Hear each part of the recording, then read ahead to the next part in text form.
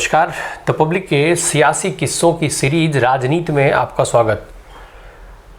पिछले अंकों में हम गुजरात के 6 मुख्यमंत्रियों के बारे में, उनके सियासी सफ़र के बारे में और गुजरात की सियासत के बारे में आपको विस्तार पूर्वक बता चुके हैं। आज बात एक ऐसे मुख्यमंत्री की जो पत्रकारिता जगत से राजनीति में आया, उसके बाद उसने गुजरात में सत्ता के शीर्ष तक अपना मुकाम बनाया और गुजरात की राजनीति में लंबे समय तक टिका रहा। आज के इस मुख्यमंत्री का नाम था माधव सिंह सोलंकी। माधव सिंह सोलंकी को गुजरात में खाम की राजनीति का जनक कहा जाता है। खाम, हिंदी वाला खाम नहीं, अंग्रेजी वाला खाम, यानी KHAM, के से क्षत्रिय, H से हरिजन, A से आदिवासी और M से मुस्लिम। माधव सिंह सोलंकी के इसी समीकरण ने कांग्रेस को गुजरात में अब तक की सबसे बड़ी जीत दिलाई। जानेंगे इस जीत के बारे में और साथ ही साथ गुजरात के सियासत और माधव सिंह सोलंकी के सियासी सफ़र के बारे में, पर उससे पहले सोलंकी के जीवन पर एक नज़र। सोलंकी का जन्म 30 जुलाई 1927 को भरूच के पिलुद्रा गांव में हुआ था। एक बेहद साधारण क्षत्रिय परिवार में इनका जन्म हुआ। ये कोली जो जाति थी उससे संबंध रखते थे। बेहद साधारण परिवार में जन्मे थे, पर पढ़ाई लिखाई में खूब रुचि रखते थे। इसी रुचि के चलते किसी के माध्यम से ये इंदुलाल याग्निक तक पहुँचे। इंदुलाल याग्निक गुजरात के इतिहास का एक ऐसा नाम जिसने गुजरात के जो बॉम्बे प्रेसिडेंसी से गुजरात को अलग करके गुजरात प्रदेश बनाने के लिए महागुजरात आंदोलन चलाया और जिसे गुजरात में लोग प्यार से इंदू चाचा कहा करते थे। उनके संपर्क में आने के बाद उन्हीं के तय किए वजीफे से इनकी पढ़ाई लिखाई हुई और फिर ये उन्हीं के जो उस समय इंदु याग्निक एक पत्रिका निकाला करते थे जिसका नाम था ग्राम विकास। उसी ग्राम विकास पत्रिका के साथ वो जुड़ करके उसमें अनुवाद और एडिटिंग का काम करने लगे। पर आर्थिक तंगी के चलते ये पत्रिका बेहद कम समय के बाद ही बंद हो गई, जिसके बाद एक बार फिर से इनके सामने खुद को सर्वाइव करने के लिए मुश्किलें पैदा हुई। फिर इंदुलाल याग्निक के ही संपर्क से इनको गुजरात समाचार में नौकरी मिली और इन्होंने अपने पत्रकारिता को आगे बढ़ाया। पर पत्रकारिता की जो कमाई थी, उसके पत्रकारिता के सहारे परिवार की आर्थिक ज़रूरतें पूरी करना आसान नहीं था। जिसके बाद माधव सिंह सोलंकी ने यह तय किया कि वो वकालत की पढ़ाई करेंगे और वकालत के माध्यम से परिवार की ज़रूरतों को पूरा करेंगे, जैसा कि उस समय का ट्रेंड था। और जो बड़े राजनीतिज्ञ जितने भी हुए हैं वो सभी वकालत के जरिए ही आए हैं। हालांकि तब तक सोलंकी का राजनीति की तरफ जाने का किसी भी तरह का मकसद या कोई भी इशारा वहाँ तक उनका नहीं था। पर उस समय वो साबरमती आश्रम में रह रहे थे, वकालत की तैयारी में लगे थे। उसी समय उन्हें किसी शुभेच्छु ने साबरमती आश्रम में ही राजनीति में हाथ आजमाने की सलाह दी। हालांकि ये सोलंकी ने उन्हें ये कहते हुए मना कर दिया कि वो वकालत करेंगे और वकालत के माध्यम से पैसे कमाने की कोशिश करेंगे। पर होनी को तो जैसे कुछ और ही मंजूर था। उस समय बाबू जशभाई पटेल, जिनकी बात हम पिछले मुख्यमंत्री के एपिसोड में कर चुके हैं, जो गुजरात के 6ठे मुख्यमंत्री थे, उनके पूरे राजनीतिक जीवन के बारे में हम बता चुके हैं। उस समय वो बॉम्बे प्रेसिडेंसी तब हुआ करती थी, गुजरात नहीं था। बॉम्बे प्रेसिडेंसी में कांग्रेस के उप मुख्यमंत्री थे। उन्होंने एक पोस्ट कार्ड के माध्यम से किसी के मार्फत माधव सिंह सोलंकी के पास राजनीति में आने के लिए सूचना भेजी। माधव सिंह सोलंकी की तरफ से उनको कोई उत्तर नहीं दिया गया। उसी समय बॉम्बे में प्रदेश कांग्रेस कमेटी की बैठक चल रही थी। उस बैठक में माधव सिंह सोलंकी का नाम प्रत्याशियों के लिस्ट में आ गया। खुद माधव सिंह सोलंकी को प्रत्याशी होने की जानकारी अखबार के माध्यम से मिली, जब अखबार में उन्होंने प्रत्याशियों की सूची में अपना नाम देखा। 1957 में पहली बार विधानसभा का चुनाव लड़े। वोरसाड साउथ सीट से वो चुनावी मैदान में उतरे। निर्दलीय खोड़ा भाई को हरा करके, करीब 4000 से ज़्यादा वोटों से हरा करके वो पहली बार विधानसभा के सदस्य चुने गए। फिर 1962 में जब जीवराज मेहता के नेतृत्व में गुजरात में कांग्रेस की सरकार बनी तो उनको रेवेन्यू मिनिस्टर बनाया गया। इसके बाद वो 1975 की लगातार सरकारों में मंत्री बनते रहे।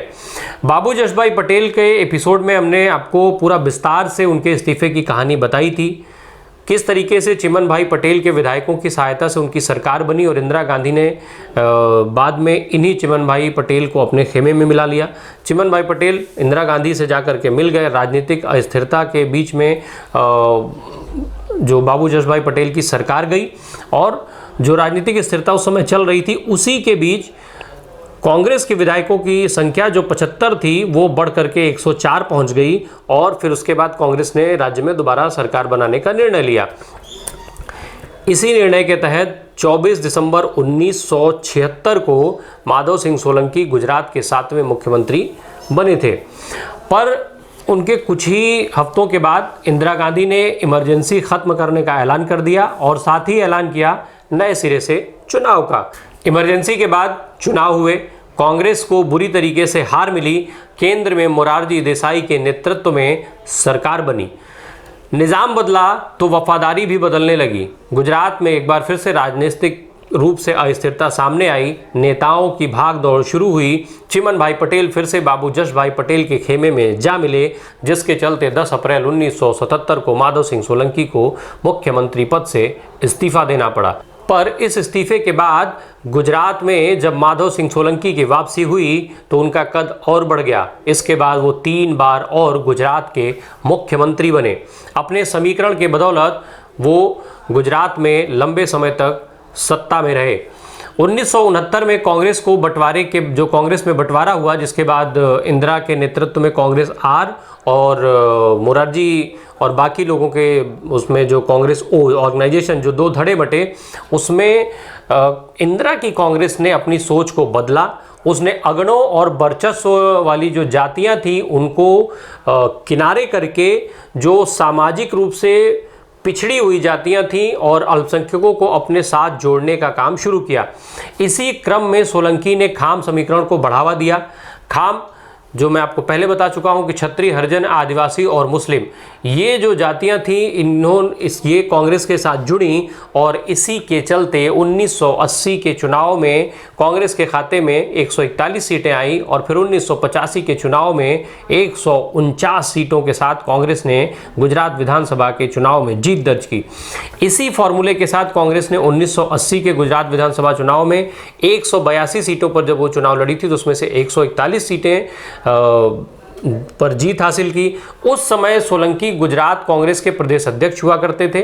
उन्होंने अपने करीब 80 लोगों को उम्मीदवार बनाया था, 80 लोगों को टिकट दिए, जिसमें विधानसभा चुनाव के नतीजे आने के बाद ज़्यादातर उनके टिकट दिए हुए वो उम्मीदवार विजयी होकर के लौटे।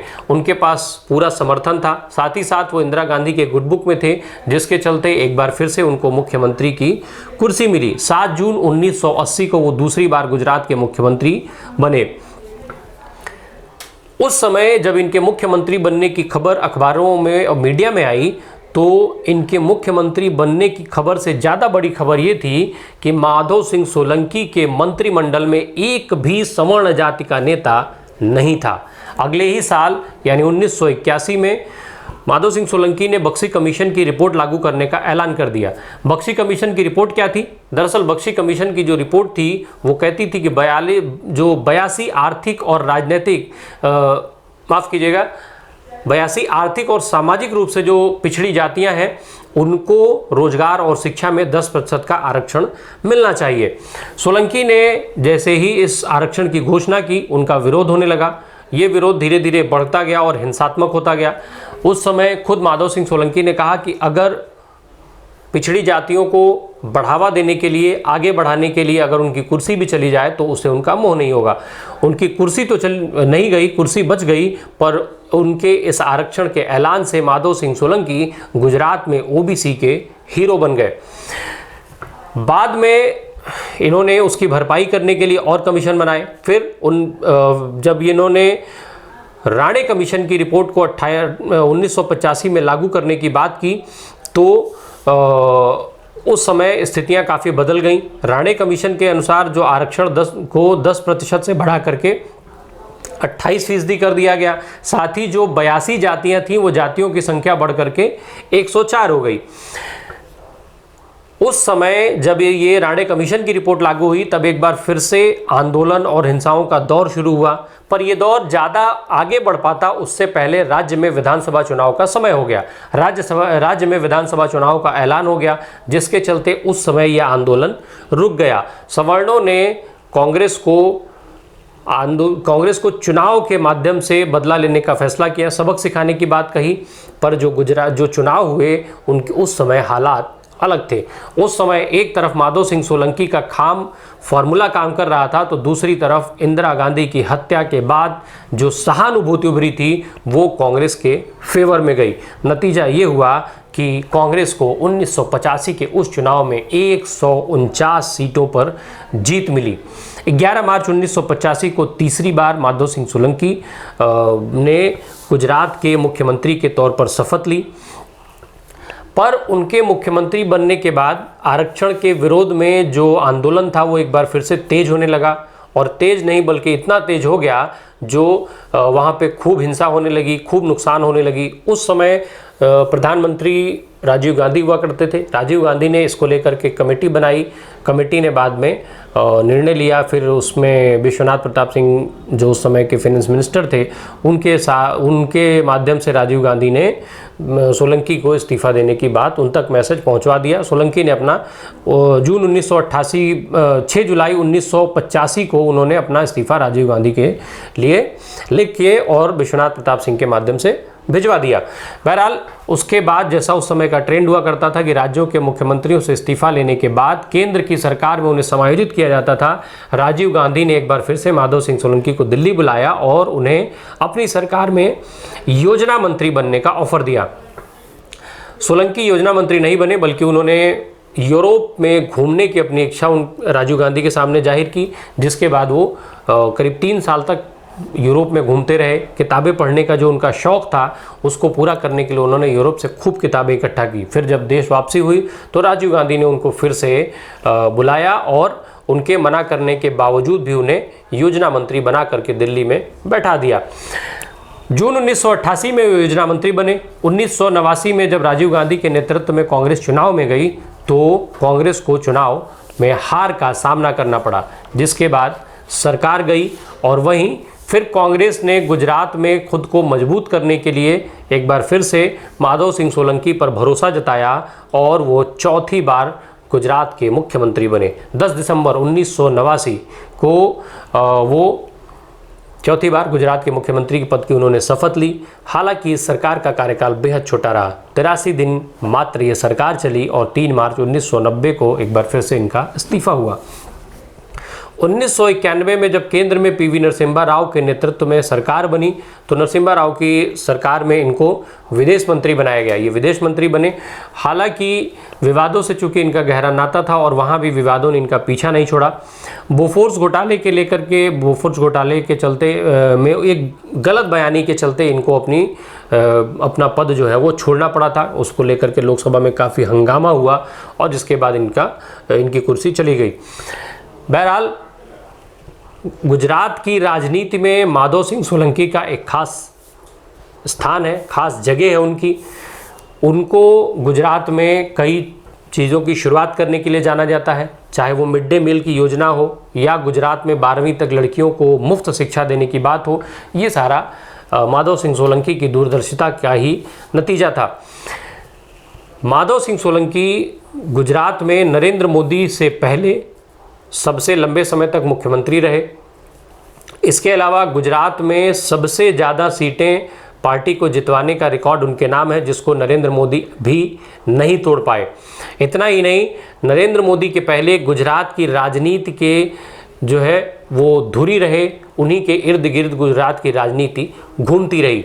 94 साल की उम्र में बाद में उनका निधन हुआ और उनकी राजनीतिक विरासत है उसको उनके बेटे भरत सिंह सोलंकी आगे बढ़ा रहे हैं। वो कांग्रेस के साथ जुड़े हैं, विधायक रहे, सांसद रहे, इसके अलावा कांग्रेस के प्रदेश अध्यक्ष भी गुजरात में रह चुके हैं। माधव सिंह सोलंकी का जो कद था वो गुजरात की राजनीति में बेहद अहम था। साथ ही साथ जो उनका ये रिकॉर्ड था वो आज भी उसी तरीके से कायम है। नरेंद्र मोदी, जिनको बेहद मजबूत राजनीतिज्ञ के तौर पर, मजबूत नेता के तौर पर जाना जाता है, गुजरात में उन्होंने भारतीय जनता पार्टी को मजबूती से स्थापित करने का काम किया, पर वो भी माधव सिंह सोलंकी के सबसे ज़्यादा सीटें जीतने के रिकॉर्ड को तोड़ नहीं पाए। देखना होगा कि कब भारतीय जनता पार्टी इस रिकॉर्ड को तोड़ पाती है, या फिर ये रिकॉर्ड माधव सिंह सोलंकी के साथ ही, नाम के साथ ही चलता रहेगा। आज के लिए इतना ही, धन्यवाद। बने रहिए हमारे साथ। यूट्यूब पर हमें सब्सक्राइब कीजिए, फेसबुक पर हमारे पेज को लाइक कीजिए।